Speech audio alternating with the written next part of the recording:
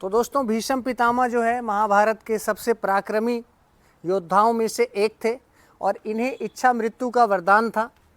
सबको पता था कि इनको मारना असंभव है, इसीलिए श्री कृष्ण और अर्जुन ने मिलकर एक चाल चली और शिखंडी का सहारा लेकर दोस्तों भीष्म पितामह का वध किया गया।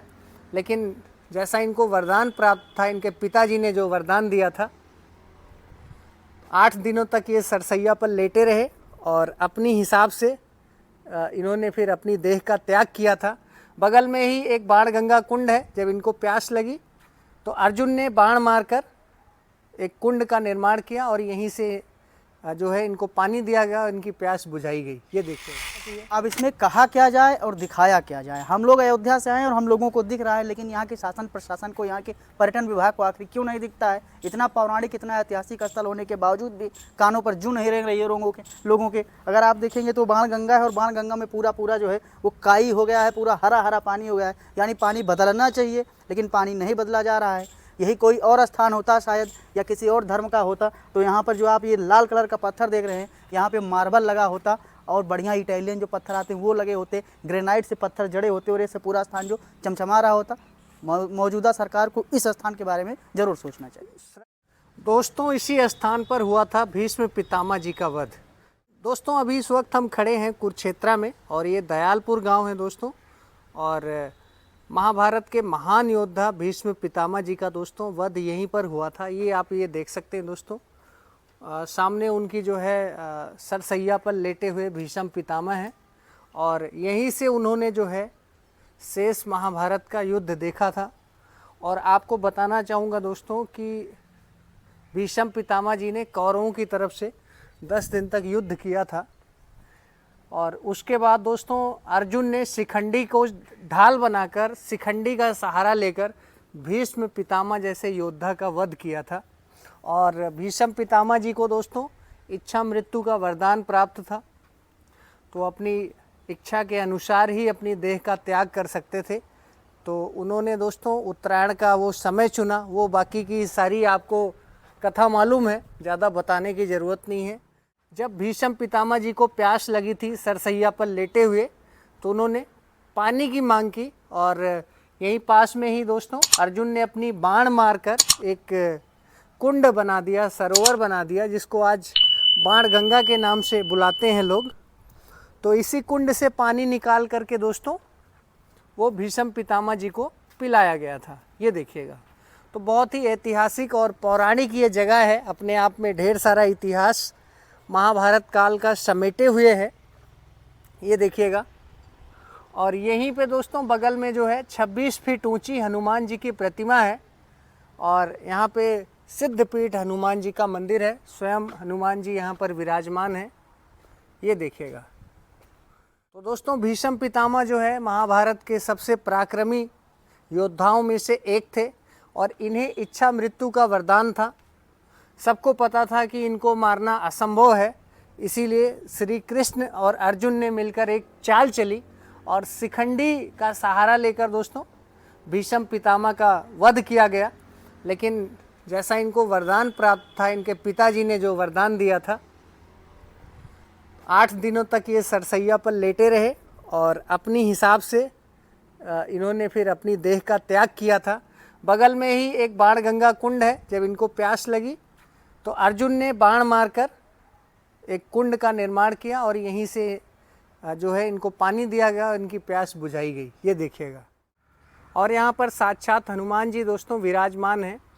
महाभारत काल से ही महान योद्धा, चूँकि दोस्तों महाभारत काल में भी हनुमान जी की एक बहुत बड़ी भूमिका रही थी पांडवों को विजय दिलाने में।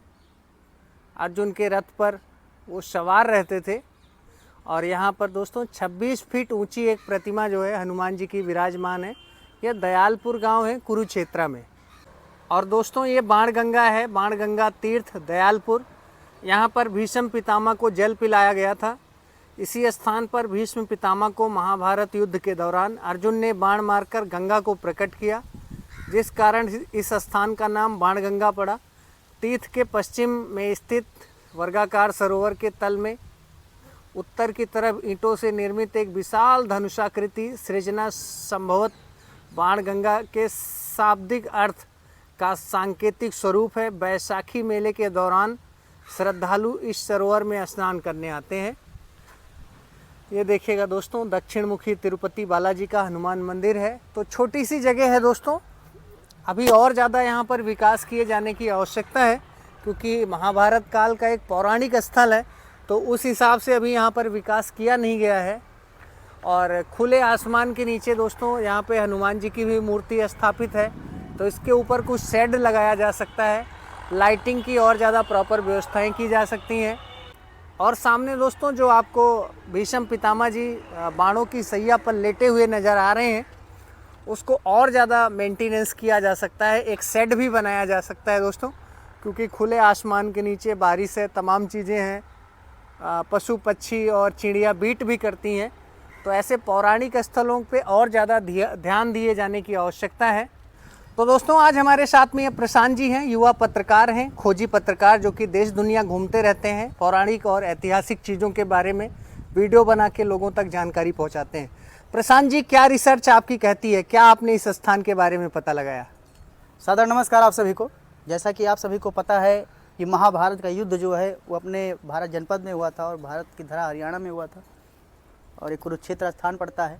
और कुरुक्षेत्र में जो है भीष्म पितामह को बताते हैं कि अर्जुन के बाणों से इतना घायल हो गए थे, इतना विदीर्ण हो गए थे भीष्म पितामह, कि उनको कुछ इस प्रकार से सैया पे लेटना पड़ा, बाणों की सैया पर। और इसी बाणों की सैया पर वीर गति को भी प्राप्त हुए हैं। और कृष्ण और अर्जुन के द्वारा जो एक चाल चली गई थी, उसी का शिकार जो है भीष्म पितामह जी हुए थे, क्योंकि बताते हैं कि भीष्म पितामह जी लगातार जो है वो पांडवों की सेना का जो है नरसंहार कर रहे थे। तब ये चिंता का सबब बने, खास करके अर्जुन के लिए, कि अब किया क्या जाए।